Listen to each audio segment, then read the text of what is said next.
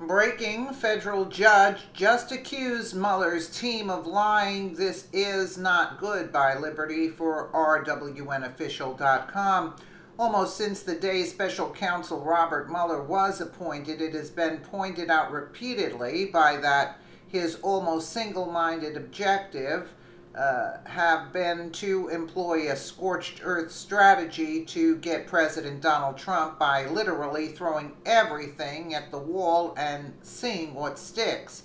Paul Manafort was simply going to be collateral damage to that agenda, except Manafort was not going down quietly, and today his attorneys quietly filed a motion to dismiss. Like most motions to dismiss, Manafort's was initially viewed as a long-shot bid to win the political operative his freedom and get out from under the Mueller's thumb. Yet after the surprise turn of events in today's hearing on a motion to dismiss filed by Manafort's lawyers, it is increasingly apparent that Manafort may escape charges of any sort, and freedom may once again be his due to U.S. District Judge T.S. Ellis III. Eastern District of Virginia Judge T.S. Ellis, a Reagan appointee, issued a harshly worded rebuke for Mueller and his team, citing Mueller's overreach, suggesting they lied about the scope of the investigation and are more interested in seeking unfettered power, quote, in an effort to bring down a rightfully elected president than in any level of justice. Judge Ellis told Mueller's team, "You don't really care about Mr. Manafort. You really care about what information Mr. Manafort can give you to lead you to Mr. Trump and an impeachment or whatever." Zero Hedge judge questions why Manafort case in Virginia should not be handled by U.S. Attorney's Office rather than special counsel because it is not Russia related. The judgment on to conclude that the additional charges brought against Manafort did not appear to stem from Mueller's collusion probe. Instead, they appear to be the work of an older investigation into Manafort that was eventually dropped. "I don't see how this indictment has anything to do with anything the special prosecutor is authorized to investigate," Ellis said at a hearing in federal court in Alexandria, Virginia, concerning a motion by Manafort to dismiss the case.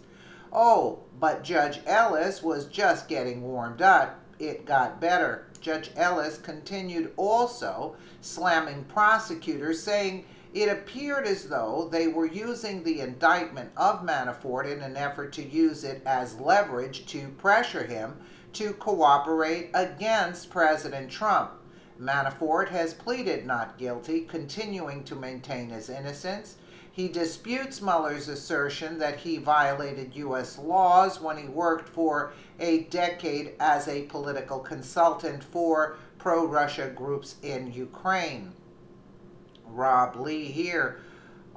Precedents. If this gets dismissed, the judge may single-handedly end the cat and mouse game by the special counsel and would make it much harder for Mueller to turn any other parties to his side because all charges are unrelated to Russia so far. Judge Ellis stated to the Mueller team, "You don't really care about Mr. Manafort's bank fraud. You really care about what information he might give you about Mr. Trump and what might lead to his impeachment or prosecution." According to Bloomberg, Ellis is overseeing one of two indictments against Manafort. Manafort is also charged in Washington with money laundering and failing to register as a foreign agent of Ukraine. According to Zero Hedge, the judge also questioned why Manafort's case could not be handled by the U.S. Attorney's Office in Virginia rather than the special counsel's office, as it is not related to Russia. A question many others have asked as well. Not Russia related. Ellis has given the prosecutors 2 weeks to show what evidence they have that Manafort was complicit in colluding with the Russians. If they can't come up with any, he may presumably dismiss the case. Ellis also asked the special counsel's office to share privately with him a copy of Deputy Attorney General Rod Rosenstein's August 2017 memo elaborating on the scope of Mueller's Russia probe. He said the current version that he has been heavily redacted. At that point, should nothing change materially, Manafort may be a free man. Needless to say, a dismissal would set precedent and be nothing short of groundbreaking by potentially making it much harder for Mueller to turn other witnesses against the president. Judge Ellis's attitude has made quite the change from a man that earlier this year suggested that Manafort could face life in prison and poses a substantial flight risk because of his financial means and international connections to flee and remain at large. The nullification of this case cannot be far behind. The case is, in essence, inconsequential lawfare for a politically motivated goal. Manafort was simply intended to be a mere collaterally damaged victim of the pro-Clinton coup in an effort to unseat a duly elected president of the United States of America against the will of the people.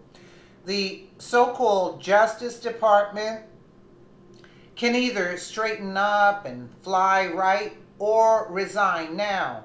Otherwise, face the consequences of ignoring the Constitution and Bill of Rights. Dr. Jerome Corsi, PhD, states the first principle of all propaganda and disinformation involves the manipulation of public opinion by the creation of a lie that is crafted to be sufficiently credible so that a persistent campaign of repeating the lie can change public opinion, even if the narrative is totally untrue, concocted without any basis in fact, evidence, or reality. Well, it seems like Mueller's going to have a difficult time now because the judge is on to him. Everybody's basically on to Mueller and his cronies. So he's asking for the unredacted transcripts there. And you know, once they can't do that because their case is going to be thrown in the trash. So I think this case is going to be dismissed. So Mueller is in for a rude awakening, and I hope that they're held accountable for this mess that they created. Let me know what you guys think in the comments below. And again, thank you so much for watching.